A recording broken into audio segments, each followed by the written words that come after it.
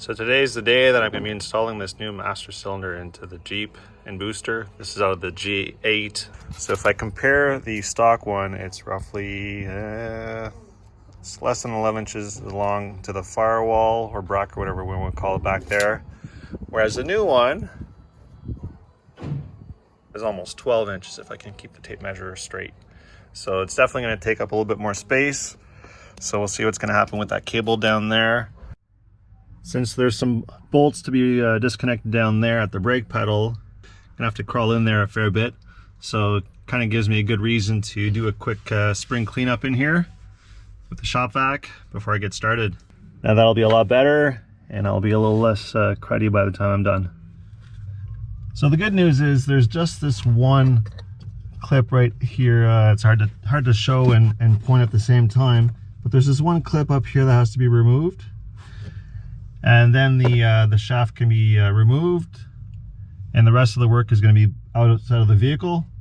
So let's see how this is going to treat me. Here's a close-up view of the part. I got to figure out how to disassemble it. Clearly it's some type of a retaining pin. Looks like that little lock at the top has to be pulled up before I can slide it downwards. So half the fun is just finding out the right angle to put a flat tip screwdriver between the lock to be able to twist it, unhook and slide out. So we'll see how much more I have to fiddle with this before I get it off. It's definitely a trial and error type thing because of the total lack of space. So now I've got that little safety pin tab bent out of the way, and now it looks like I have to push that down, slide it up now. Definitely miss the good old days of just having a cotter pin.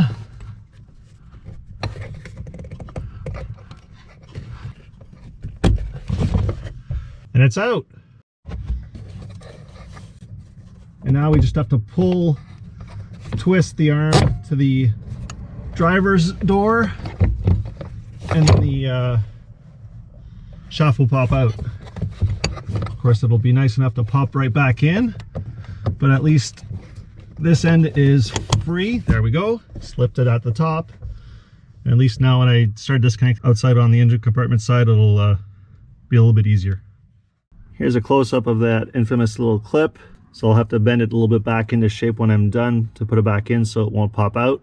Yeah, it's definitely a multiple phase type of safety latch. So it kind of has its advantages. It's just a pain in the butt to get to. Under the hood, it's relatively straightforward. 13 mil nuts that hold the back plate for the booster to the firewall. There's a few electrical lines that'll have to be disconnected.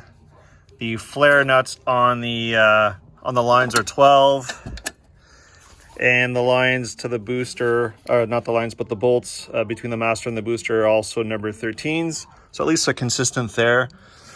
Fun for me though is that previous owner or someone routed a wire here through this grommet.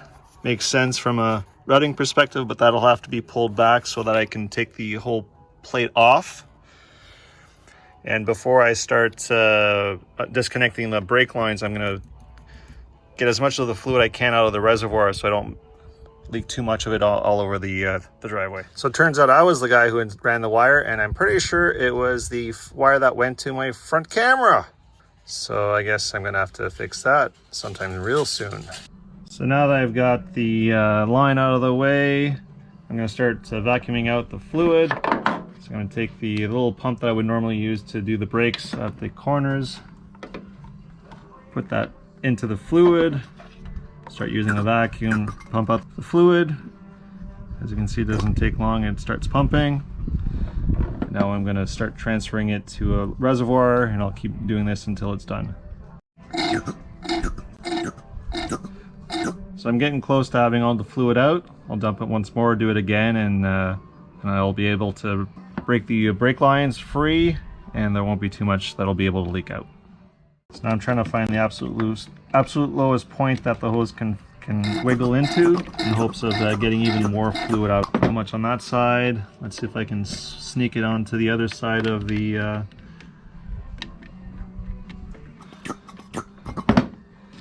nothing there. Looks like I've gotten what I'm going to get out of it. The rest of it's going to leak out through the lines. Might as well disconnect the lines now. Not the lines, but the electrical plugs while I'm here.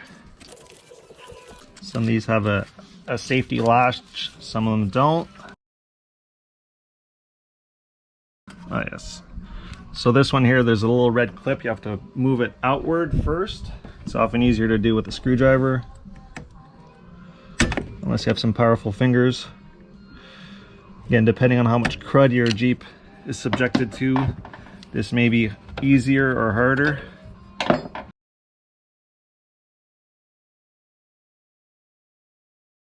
Sometimes a little bit of penetrating liquid goes a long way. And now I broke it, but it slid out, using a little bit too much power. But adding a little bit of lubricant definitely made it easier. Good news is I'll still be able to lock it and release it in the future. Disconnect whatever little clip you can find just to make sure that the wires are out of the way. There's a catch basin already set at the bottom, so it'll be catching most of whatever is going to drip out of here. Flare wrench, number 12. First one broke free pretty easily. All right, so both are broken free. I'll unscrew both, see how much fluid is left. See, one's dripping. It's dripping into the pan, so that's good. Do the other side. There, out. Now time to release it from the booster. Again, 13 mil. So now I have both bolts out. This should wiggle its way out. And it does.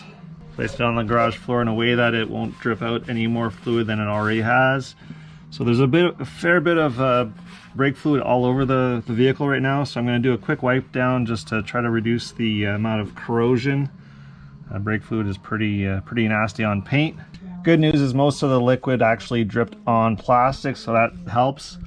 One thing I've noticed is that this sensor here is not on the new booster, so I'll have to figure out how to transfer it. For now, I'm just trying to take it apart without breaking it. Usually these you just pull them out, but that wasn't too bad. All right, move that out of the way for now. And now let's find all those bolts, take them apart. Again, a number 13, deep socket. Way to go. All right, so now I've got the 3 other bolts or nuts off. Now I'm taking the last one out. And this should allow me to slide the whole system forward. Let's see how lucky I'm gonna get. Sure feels like there's something else still attached. All right, seems like it's moving. It's just the gaskets that are holding it back. Hopefully I can do this without damaging anything.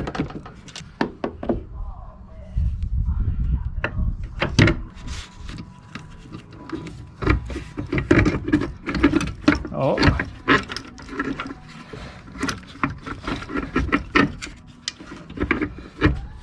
All right, getting somewhere. Oh.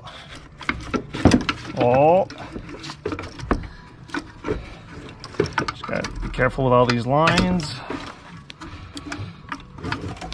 Got them underneath the stud. And the booster. That goes to the pedal out of the way. Ah, success. All right, so now it's time to transfer the bracket to the new master. Only real tidbit I got is just make sure that when this boot is sitting correctly, I had to position it. And the other thing is just make sure that this valve is at the same spot in relation to where you're taking out the old one, so you don't end up doing an oopsie and having to take this all apart later. Once the bracket is off, just make sure you take off the layer of foam. You don't need 2 layers of foam, one on top of the other. And we'll definitely keep the one that came with the new pump sitting as well. It's brand new. So once you've got it back together, you got the hole for the wiring harness that goes here. You got the valve upper right. Now it's time to torque these. The book says 18 foot-pounds, 25 Newton meters. So you don't have to go hella tight, just nice and snug. I'm gonna use a torque wrench just because, and then I'll start moving it into the vehicle. Now the fun is just sneaking this beast in. On these vehicles, it doesn't take much for things to be tricky just because of lack of space. So usually it's a question of luck and skill. get these to slide back in, then rotate them at the right time for it to clear harnesses. And at the same time, got to make sure that the back, the boot itself, is not getting damaged. So the part actually slipped on the right side on the correct side of the parking brake. So now I can start putting these back in. Check the book to just make sure that I've got the right torque setting on these. Good news is these other 4 bolts are also at 18 Newton meters or 25 foot-pounds. So I'll get those underway. It says to do it in a cross pattern. Just make sure that you're doing it so that the whole assembly stays nice and level with the frame, and that you're not pinching it at an angle of some sort. Now that the booster's installed and I get to fight with this little clip, I won't record that because honestly it won't serve of any value. But before I do that, I'm just gonna have to straighten out this clip a little bit so that it's not bent, and so that it gives a chance of actually holding and staying long term. So now we're getting into the fun part of the project. So even before I try to do a bench bleed of the master cylinder, I'm trying to see what I need to do to sneak it in. So from what I can tell, there's not enough clearance from the ABS sensor to slide it into the booster. So I'm going to loosen all the different bolts that I can see that hold this plastic bucket into place and see if I can shift it. I really don't need that much more room. I'm figuring, you know, if I can get even a centimeter or less, say a half an inch or so, even maybe a quarter inch would be enough just to make it slide into place. So yeah, it really didn't take much for me to have just enough space. So I was able to slide it in after a little bit of fiddling. So now I'm just going to press on the pedal. This whole assembly should move forward to tell me that it actually snuck into the shaft, or whatever they want to call it, that pushes into the master cylinder. So yeah, that tells me that I actually slid it in the right spot, which means now I can take it out, bench bleed this, and then wiggle this back in for good. So now the fun part of actually bench bleeding. The master cylinder did not come with these couplings that allow you to put a hose back into the reservoir and pump the air out of the system. So if you don't have any kicking around, make sure you get some of those. I have no idea what they're called or where you can find them, but it should be pretty easy at any parts store. I had these kicking around from a past project. So I added more brake fluid just to make sure that the hoses were back below liquid level. Most of the bubbles are out of the system. I've got a bit of a leak here, so clearly I should have had a slightly different size fitting for this line. And then I get the fun job of moving this into the vehicle with the lines attached. Because this is full of fluid, it's just going to leak itself out if I disconnect those hoses.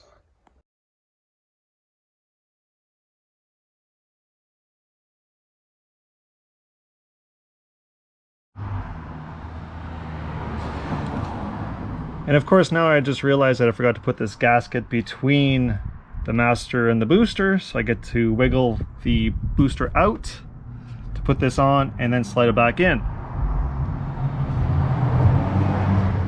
Good news, master cylinder is in. I didn't disconnect the lines too often. I'm going to reuse the bolts, or the nuts I should say, that came with the off the vehicle. They have a flange on them. I tend to prefer those than the ones that are straight cut. I'll check the book, see what the book says for torque. Get this in.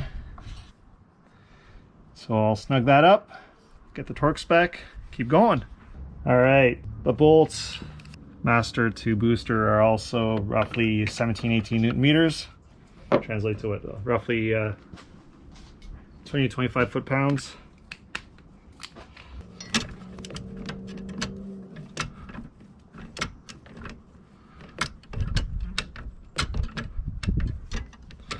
There, that's nice and snug.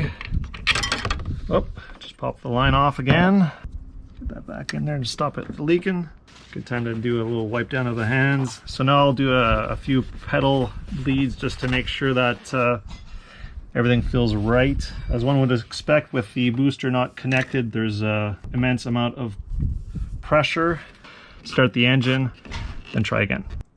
Happy I checked. The brake pedal doesn't want to push inwards, which leads me to believe that there's something wrong with the way parts are seating between the master and the booster. So I'm going to take the booster off, recheck it, and try again, and hopefully I'll get it on the second try. So I made a bit of a mess. Put some brake fluid back into this. Recheck what happens when I have the engine running and I press the pedal. Clearly the amount of space between the ABS unit and the booster is making life difficult. So here's hoping my second time moving it around I got it right. Let's see what happens when I start up the vehicle.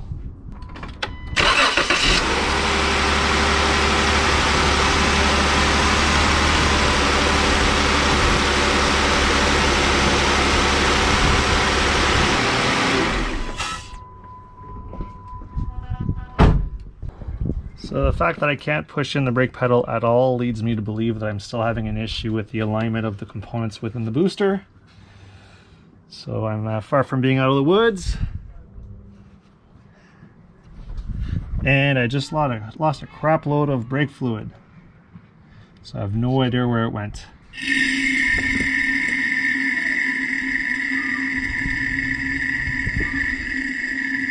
That's not good. That's not good at all. Well, clearly it wasn't in straight and I forced it in and now it's bent. So that's trash now. Gonna have to find another one. To be continued.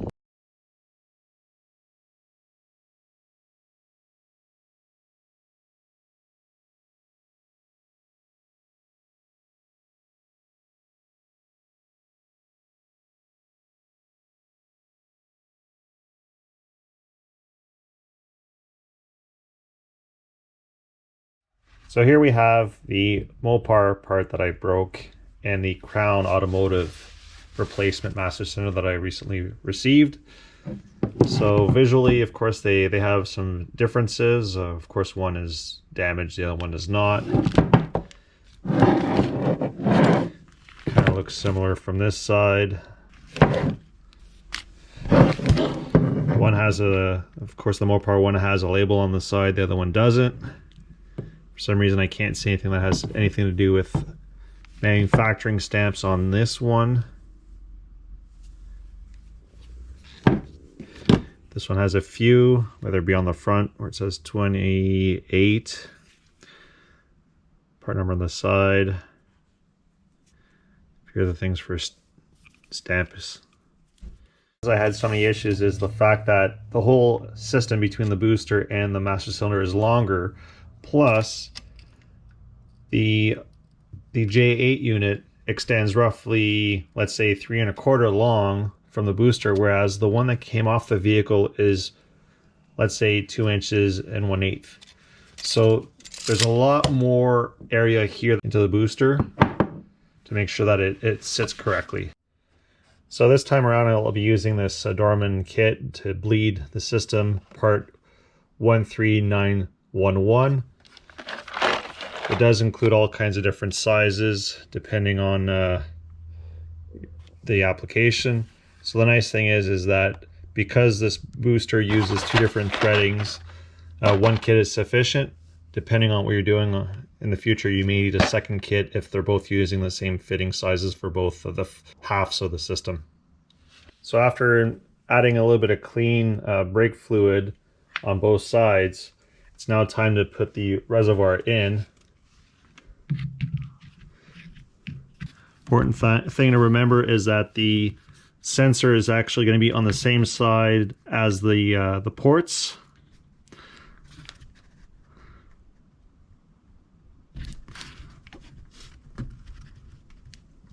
There. Now both plastic retainers clipped on both sides, so we're good. I'll give it a good little wipe down. This poor little reservoir has been, this is its second master cylinder. So I've already installed the lines. Again, the fittings are 2 different sizes. Just have to install the hoses to put the fluid back into the reservoir, which also are part of the kit. The secret is to have more brake fluid than the top of your hoses so that the air comes out of the system and stays out of them. You push the bubbles out. So I can hear air bubbles, and I'm seeing that the level is changing, but there's not enough fluid in there. I'll add some more. Need another bottle.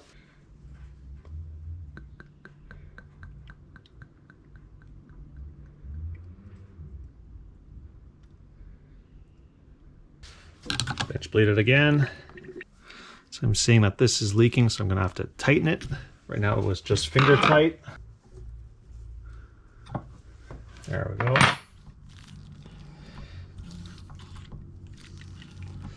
So now that all the air bubbles are out of the master cylinder, this kit actually includes a few caps. I believe they're to cap the line itself so that they don't drip all over the place.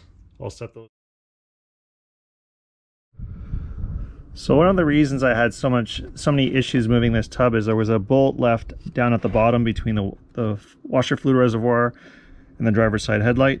So removing that allows the tub to move a fair bit more than before. So hopefully that'll give me the extra room that I was missing the first time around.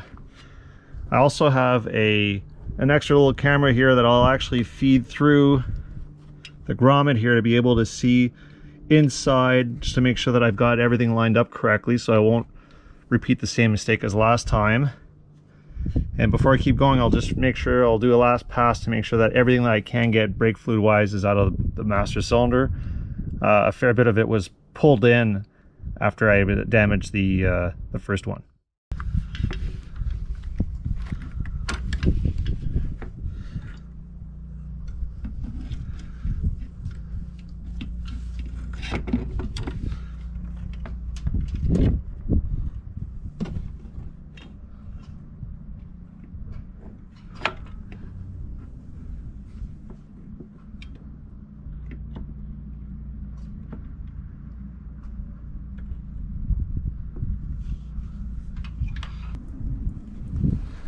So again, I forgot to install the gasket, the grommet, so I had to take it apart.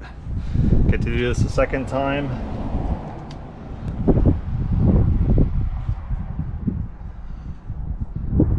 Let the camera ready. Bingo. So now time to secure it.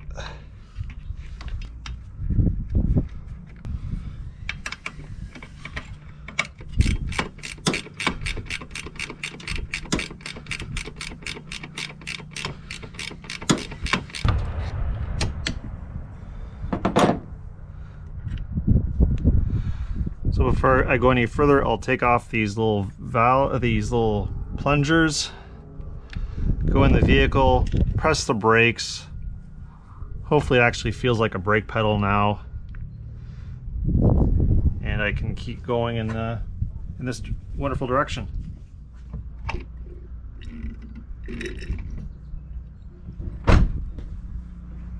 Success. So before I go any further, I'm actually going to start reconnecting the brake lines just to make sure that nothing else leaks out. So I'm going to start with the one nearest to the booster. So I got to take off the temporary fitting. I've got a drip can underneath, just getting ready for the downpour. It's pretty much as soon as that starts breaking free, there will be fluid leaking out of it. Line is out. Stock line is kind of positioned. So start threading it a little bit. Use the flare wrench to tighten it up some more. I'll go get an open-ended one because it's going to be quicker. I don't like the way it's going in. It looks like it's going in crooked, so I'm going to take it out, recheck the line angle, make sure that it's going in straight. Looks better, feels better too. Important to catch that before you thread it too much. Important to keep an eye on the brake fluid level. All right, it's not super tight, but it's not dripping, so that's good. So now we'll remove the other plastic insert.